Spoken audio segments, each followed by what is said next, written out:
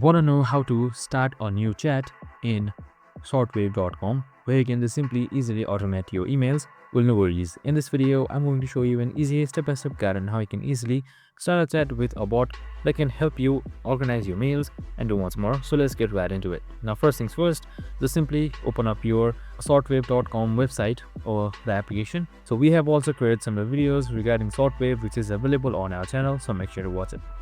So now on the top left side, you should be seeing this stars icon. You can just simply click that. This will open up your chat box.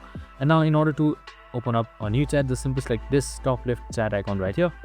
So you can just simply add new chat by selecting this, and your new chat should be right here. Now you can just simply select any one of these.